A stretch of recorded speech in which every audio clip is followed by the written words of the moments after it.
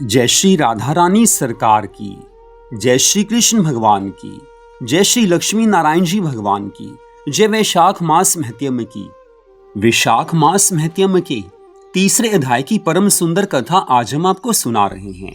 ये कथा श्री पद्म पुराण में दी गई है जो हम आपको सुना रहे हैं। राजा अम्बरीश देवऋषि नारद जी से कहने लगे हैं, हे मुनिवर, वो मनुष्य धन्य हैं जो भगवान की भक्ति में लीन रहते हैं। हे महाराज, अगर आप उचित समझें तो आगे की कथा का वर्णन करें। देवऋषि नारद जी कहने लगे हैं, हे राजन, मुझे ऐसा जान पड़ता है कि यदि दो व्यक्ति परस्पर भगवान की कथा संबंधी सरस वार्तालाप करते हैं, अर्थात भगवान की कथा कोई कहता है और कोई दूसरा सुनता है, तो इससे अंतःकरण शुद्ध हो जाता है। आज तुम्हारे साथ जो वैशाख मास के महात्म्य की चर्चा चल रही है, यह वैशाख मास के स्नान की अपेक्षा भी अधिक पुण्य फल प्रदान करने वाली है, क्योंकि वैशाख मास के देवता भगवान श्री विष्णु जी हैं। अतः उनका कीर्तन भगवान का ही कीर्तन है। जिसका जीवन धर्म के लिए और धर्म भगवान की प्रसन्नता के लिए है, तथा जो रात दिन पुण्य इकट्ठा करने में लगा रहता है, उसी को इस पृथ्वी पर मैं वैष्णव भक्त मानता हूँ। हे राजन, अब मैं वैशाख मास के स्नान से होने वाले पुण्य फल का संक्षेप से वर्णन करता हूँ। विस्तार सहित तो इसका वर्णन मेरे पिता ब्रह्मा जी भी नहीं कर सकते हैं। वैशाख मास में डुबकी लगाने मात्र से समस्त पाप छूट जाते हैं। पूर्व काल की बात है, कोई मुनीश्वर तीर्थ यात्रा के प्रसंग से सर्वत्र घूम रहे थे। उनका नाम था मुनि शर्मा। वे बड़े धर्मात्मा, सत्यवादी, पवित्र तथा शम, दम और शांति धर्म से युक्त थे। वे प्रतिदिन पितरों का तर्पण और श्राद्ध करते थे। उन्हें वेदों और स्मृतियों के विधानों का सब ज्ञान था। वे मधुर वाणी बोलते और भगवान की पूजा करते रहते थे। वैष्णव भक्तों के संसर्ग में ही उनका समय व्यतीत होता था। वे तीनों कालों के ज्ञाता, मुनि, दयालु, अत्यंत तेजस्वी, तत्वज्ञानी और ब्राह्मण भक्त थे। वैशाख का महीना था। मुनि शर्मा स्नान के लिए नर्मदा के किनारे जा रहे थे। उसी समय उन्होंने अपने सामने 5 पुरुषों को देखा जो दुर्गति में फंसे हुए थे। वे अभी अभी एक दूसरे से मिले थे। उनके शरीर का रंग काला था। वे एक बरगद के वृक्ष की छाया में बैठे थे और पापों के कारण उद्विग्न होकर चारों ओर दृष्टिपात कर रहे थे।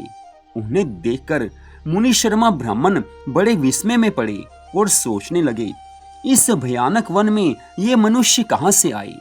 इनकी चेष्टा बड़ी दयनीय है, किंतु इनका आकार बड़ा भयंकर दिखाई देता है। ये पाप भागी चोर तो नहीं है। विप्रवर मुनि शर्मा की बुद्धि बड़ी स्थिर थी। वे ज्यों ही इस प्रकार विचार करने लगे, उसी समय उन 5 पुरुषों ने उनके पास आकर प्रणाम किया है और मुनि शर्मा ब्राह्मण से कहने लगे हैं।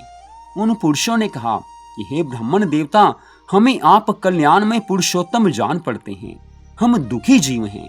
अपना दुख विचार कर आपको बताना चाहते हैं। हे द्विजराज, आप कृपा करके हमारी कष्ट कथा सुने। दैववश जिनके पाप प्रकट हो गए हैं, उन दीन दुखी प्राणियों के आधार आप जैसे संत महात्मा ही हैं। साधु पुरुष तो अपनी दृष्टि मात्र से ही पीड़ितों की पीड़ा को हर लेते हैं। अब उनमें से एक ने सबका परिचय देना आरंभ किया है।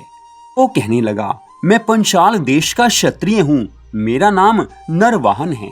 मैंने मार्ग में मोहवश बाण द्वारा एक ब्राह्मण की हत्या कर डाली। मुझसे ब्रह्म हत्या का पाप हो गया है। इसलिए शिखा, सूत्र और तिलक से रहित होकर इस पृथ्वी पर घूमता हूँ और सबसे कहता हूँ कि मैं ब्रह्म हत्यारा हूँ। मुझ महापापी ब्रह्मघाती को आप कृपा की भिक्षा दें। इस दशा में पड़े पड़े मुझे 1 वर्ष बीत गया है। मैं पाप से जल रहा हूँ। मेरा चित्त शोक से व्याकुल है। तथा ये जो सामने दिखाई देते हैं, इनका नाम चंद्र शर्मा है। ये जाति के ब्राह्मण हैं। इन्होंने मोह से मलिन होकर अपने गुरु का वध किया है। मगध देश के निवासी हैं। इनके स्वजनों ने इनका परित्याग किया है। ये भी घूमते घूमते देवात ही यहाँ आ गए हैं। इनके भी ना शिखा है ना सूत्र। ब्राह्मण का कोई भी चिन्ह इनके शरीर में नहीं रह गया है। इनके सिवा जो ये तीसरे व्यक्ति हैं, इनका नाम देव शर्मा है। ये स्वामिन, ये भी बड़े कष्ट में हैं। ये भी जाति के ब्राह्मण हैं, किंतु मोहवश वैश्या की आसक्ति में फंसकर ये शराबी हो गए थे। इन्होंने भी पूछने पर अपना सारा हाल सच सच कह सुनाया है। अपने प्रथम पापाचार को याद करके इनके हृदय में बड़ा संताप होता है। ये सदा मनस्ताप से पीड़ित रहते हैं। इनको इनकी स्त्री ने, बंधु बांधवों ने तथा गांव के सब लोगों ने वहां से निकाल दिया है। ये अपने उसी पाप के साथ भ्रमण करते हुए यहाँ आए हैं। ये चौथे महाशय जाति के वैश्य हैं। इनका नाम विदुर है। ये गुरु पत्नी के साथ समागम करने वाले हैं। इनकी माता मिथिला में जाकर वैश्या हो गई थी। इन्होंने मोहवश 3 महीनों तक उसी का उपभोग किया है, परंतु जब असली बात का पता लगा है तो बहुत दुखी होकर पृथ्वी पर विचरते हुए ये भी यहाँ आ पहुंचे हैं। हम में से ये जो 5वें दिखाई दे रहे हैं, ये भी वैश्य ही हैं। इनका नाम नंद है। ये पापियों का संसर्ग करने वाले महापापी हैं। इन्होंने प्रतिदिन धन के लालच में पड़कर बहुत चोरी की है। पातकों से आक्रांत हो जाने पर इन्हें स्वजनों ने त्याग दिया है। तब ये स्वयं भी खिन्न होकर यहाँ आ पहुंचे हैं। इस प्रकार हम 5 महापापी एक स्थान पर आ पहुंचे हैं। हम सब के सब दुखों से घिरे हुए हैं। अनेकों तीर्थों में जाकर हम घूम आए हैं, मगर हमारा घोर पातक मिटता ही नहीं है। हमारा ये पाप क्यों नहीं मिटता? आपको तेज से उद्दीप्त देखकर हम लोगों का मन प्रसन्न हो गया है। आप जैसे साधु पुरुष के पुण्यमय दर्शन से हमारे पातकों के अंत होने की सूचना मिल रही है। आपके दर्शन मात्र से हमें आनंद मिला है। ना जाने मन में ऐसा विचार कैसे आ गया कि आप हमें वो सत्कर्म के बारे में बताएंगे जिससे हमारे पाप नष्ट हो जाएंगे। हे महाराज, हम पर कृपा कीजिए। कोई ऐसा उपाय बताइए जिससे हम लोगों के पापों का नाश हो जाए। हे प्रभु, आप वेदार्थ के ज्ञाता और परम दयालु जान पड़ते हैं। आपसे हमें अपने उद्धार की बड़ी आशा है। तत्पश्चात मुनि शर्मा ब्राह्मण ने कहा है कि तुम लोगों ने अज्ञानवश पाप किया, किंतु इसके लिए तुम्हारे हृदय में संताप है। तुम्हें उस बात का दुख है, अतः तुम सब के सब सच बोल रहे हो। इस कारण तुम्हारे ऊपर अनुग्रह करना मेरा कर्तव्य है। मैं अपनी भुजा उठाकर कहता हूँ कि मेरी सत्य बात सुनो। पूर्व काल में जब मुनियों का समुदाय एकत्रित हुआ था, उस समय मैंने महर्षि अंगिरा के मुख से जो कुछ सुना था वही वेद शास्त्रों में भी देखा। वह सबके लिए विश्वास करने योग्य है। मेरी आराधना से संतुष्ट हुए स्वयं भगवान विष्णु ने भी पहले ऐसी ही बात बताई थी। वह इस प्रकार है, भोजन से बढ़कर दूसरा कोई तृप्ति का साधन नहीं है, पिता से बढ़कर कोई गुरु नहीं है, और ब्राह्मणों से उत्तम कोई पात्र नहीं है। भगवान विष्णु से श्रेष्ठ दूसरा कोई देवता नहीं है। गंगा की समानता करने वाला कोई तीर्थ, गोदान की तुलना करने वाला कोई दान, गायत्री के समान जप, एकादशी के तुल्य व्रत, पत्नी के तुल्य मित्र, दया के समान धर्म और स्वतंत्रता के समान कोई सुख नहीं है। गृहस्थ से बढ़कर कोई आश्रम और सच से बढ़कर सदाचार नहीं है। इसी प्रकार संतोष के समान सुख तथा वैशाख मास के समान महान पापों का अपहरण करने वाला दूसरा कोई मास नहीं है। वैशाख मास भगवान मधुसूदन को बहुत ही प्रिय है। गंगा आदि तीर्थों में वैशाख स्नान का सुयोग अत्यंत दुर्लभ है। उस समय गंगा, यमुना और नर्मदा की प्राप्ति कठिन होती है। जो शुद्ध हृदय वाला मनुष्य भगवान के भजन में तत्पर हो, पूरे वैशाख भर प्रातःकाल गंगा स्नान करता है, वह सब पापों से मुक्त होकर परम गति को प्राप्त हो जाता है। इसलिए पुण्य के सारभूत इस वैशाख मास में तुम सभी पापी मेरे साथ नर्मदा तट पर चलो और उसमें वहां पर जाकर स्नान करो। नर्मदा के जल का मुनि लोग भी सेवन करते हैं। वह समस्त पापों के भय का नाश करने वाला है। मुनि के यूं कहने पर वे सब पापी उनके साथ अद्भुत पुण्य प्रदान करने वाली नर्मदा की प्रशंसा करते हुए उसके परम सुंदर तट पर आए हैं। किनारे पहुंचकर ब्राह्मण श्रेष्ठ मुनि शर्मा का चित्त प्रसन्न हो गया।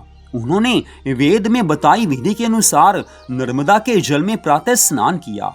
पांचों पापियों ने भी ब्राह्मण के कहने से ज्यों ही नर्मदा में स्नान किया त्यों ही उनके शरीर का रंग बदल गया। वे तत्काल स्वर्ण के समान कांतिमान हो गई। सब एक दूसरे को देखकर आनंद मगन हुए हैं। सबके पाप नष्ट हो गए हैं। आज मुनि शर्मा ब्राह्मण ने सबको नर्मदा जी का परम सुंदर स्नान करवाया है। सबके पाप उसी क्षण नष्ट हुए हैं। तत्पश्चात मुनि शर्मा ब्राह्मण कहने लगे हैं कि अब मैं तुम सब लोगों को पाप प्रशमन नामक स्तोत्र सुनाता हूँ, जिसे भक्ति पूर्वक श्रवण करने से महापापी मनुष्य भी सब पापों से छूट जाता है। जो मनुष्य भक्ति पूर्वक इसका पाठ करता है या जो मनुष्य भक्ति भावना से इसका श्रवण भी करता है, केवल सुन भी लेता है, उसके जन्मों जन्मों के पाप नष्ट हो जाते हैं। तो यहीं पर वैशाख मास महत्यम के तीसरे अध्याय की कथा का विश्राम होता है। चौथे अध्याय की कथा में वो कथा आती है जिसमें मुनि शर्मा ब्राह्मण ने उन सबको पाप प्रशमन नामक स्तोत्र सुनाया है, उसकी महिमा का वर्णन किया है। तो अगले अध्याय में आप उस कथा को सुन पाएंगे। श्रीमद् भागवत महापुराण की कथाएं भी प्रतिदिन हम अपने चैनल पर सुना रहे हैं। उन कथाओं को भी आप जरूर सुनें। वैशाख मास में श्रीमद् भागवत कथा सुनने मात्र से भगवान बहुत ज्यादा प्रसन्न होते हैं, अत्याधिक पुण्य फल मिल जाता है।